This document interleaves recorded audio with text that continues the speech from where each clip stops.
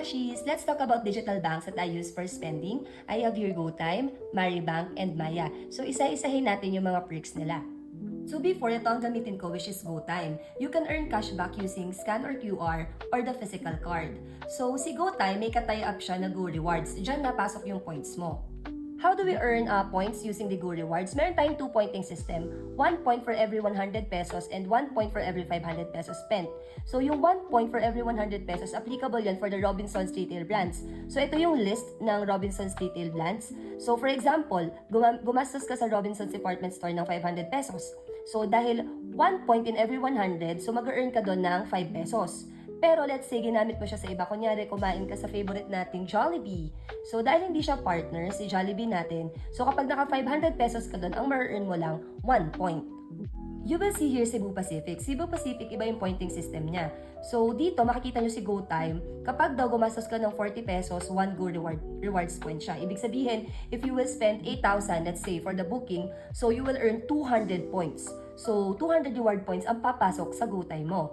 Again, 1 point in every 100 pesos kapag ka-partner ni Robinsons, 1 point in every 500 pesos kapag ka hindi partners. Like for example, if you will just buy load or yung mga bills or kapag kakain kayo somewhere, basta hindi ka partner, 1 point lang tayo in every 500 pesos. Cebu Pacific, 40 pesos spent, 1 point siya.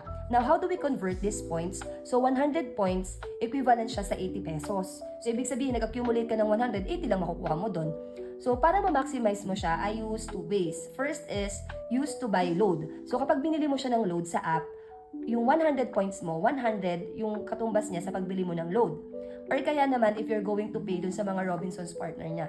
For the Maribank, I have a video for this one. So, if you're going to use scan or QR, you'll get 2 pesos. For the physical and virtual card, kapag yan naman yung ginamit nyo, you'll get 1% for the local transaction and 3% sa abroad. So, depende kung ano yung amount na magagastos nyo. So, you'll just multiply it by 1 or 3%, depende kung saan yung transaction natin. Maximum is 3,000 monthly. And then for the load, ang kagandahan dito, you'll get 5% discount. Kasi diba sometimes we pay pa yung convenience fee kapag bibili tayo ng load. Kay Maribank, you'll get discount pa. And then for the bills, you'll also get 5% cashback. So yan yung mga perks ng Maribank for spending.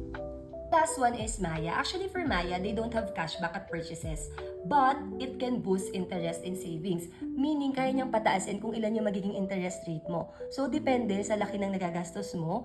So, kaya niyang i-boost up to 10%. Yun ang kagandahan natin kay Maya. So, we will have a separate video for this one. But yes, maganda pong mag-ipon kay Maya.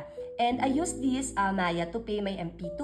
Kasi sa MP2 ng Maya, 5% lang yung fee nila. 5 pesos pala.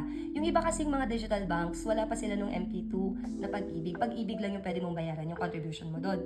Now, ang kagandahan kay Maya, wala man siyang cashback. They always have promos. So, meron silang mga nilililis na promos kapag nagbayad ka ng ganitong amount, you'll get ganitong percent. So, yun yung mga inaabangan natin kay Maya. Gonna ask me, alin ba dito ang pinakamaganda for the payment? So, depende siya. Depende sa kung saan ka magbabayad. Depende kung magkano yung babayaran mo. Like for example, meron tayo na QR lang yung pwedeng payment kasi wala silang mga POS terminal. So, kung ako yon at malaking amount, let's say 3,000, I will not use Maribank for payment kasi 3,000 yung babayaran ko pero 2 pesos lang yung makukuha ko. Unlike if I'm going to use GoTime, tapos kunyari kahit hindi nila partner, kahit hindi partner ng Robinsons, 3,000 divided by 500, so I'll get 6 pesos. So, ito ang gagamitin kong si GoTime para mas mataas yung points na makukuha ko. And then, also, depende rin kung meron ba nung pagbabayaran nyo na biller. Like, kagaya ng sa Maya ko. Si MP2, kay Maya ko lang siya nababayaran kasi I'll try to look at it sa Maribank and GoTime.